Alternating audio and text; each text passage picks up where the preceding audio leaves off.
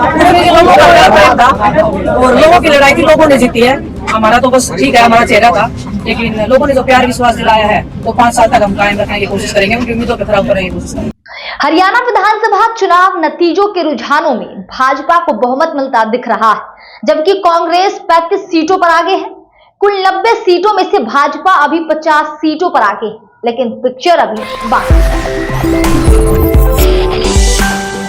नमस्कार, मैं हूं शारदा सिंह और आप देखना शुरू कर चुके हैं दी कंट्रास्ट। ऐसा इसीलिए क्योंकि चुनाव आयोग की वेबसाइट के मुताबिक 7 सीटें ऐसी हैं जहां कांग्रेस काफी कम वोटों से पीछे है। यानी कि इसका मतलब है कि आगे के राउंड में अगर कांग्रेस के उम्मीदवार इन सीटों में वोट पाते हैं तो तस्वीरें बदल सकती हैं। आइए हम उन सभी सीटों के बारे में एक बार चर्चा कर लेते हैं जिससे इस विधानसभा चुनाव की तस्वीर बदल सकती है। आदमपुर विधानसभा सीट से कांग्रेस 1613 वोटों से पीछे है, लोहारू से 272 वोटों से, वहीं रोहतक से 889 वोटों से पीछे है।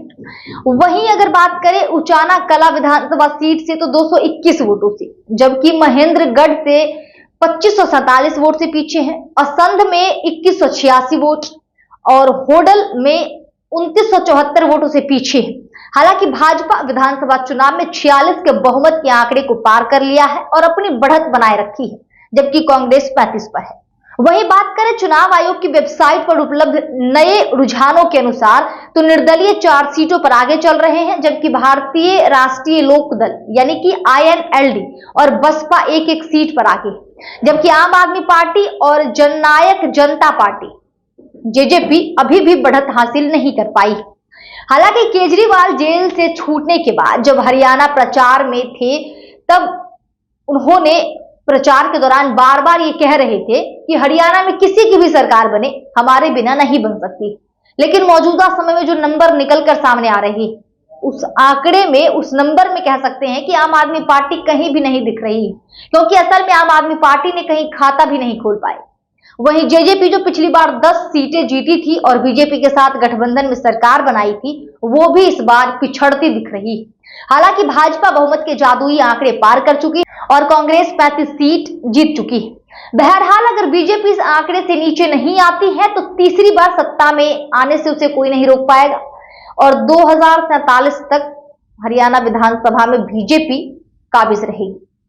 हालांकि इस बात से भी इनकार नहीं किया जा सकता है कि इस चुनाव में यानी कि इस विधानसभा चुनाव में बीजेपी और कांग्रेस में कांटे की टक्कर रही। हालांकि इसमें खबर हम आपको ये भी बता देते हैं कि जुलाना विधानसभा सीट से विनेश फोगाट जबरदस्त जीत हासिल की और भाजपा प्रत्याशी कैप्टन योगेश बैरागी को हार का सामना करना पड़ा। और इस विधानसभा में जिस सीट की काफी चर्चा हुई, यानी कि इस विधानसभा में जिसे हॉट सीट माना जा रहा था, उसमें जुलाना भी एक था और इसमें कुश्ती के मैदान से लौटे विनेश फोगाट ने राजनीतिक के मैदान में भाजपा प्रत्याशी को चारों खाने चित कर दी और जबरदस्त जीत हासिल की। बहरहाल इस खबर में इतना ही। अगर आपको ये वीडियो पसंद आया हो तो वीडियो को लाइक करें, चैनल को सब्सक्राइब करें और साथ के साथ ही बेल आइकन भी प्रेस कर दें ताकि हर अपडेट आपको सबसे पहले मिले। देश दुनिया की तमाम खबरों से अपडेट रहने के लिए देखते रहिए दी कंट्रास्ट। धन्यवाद।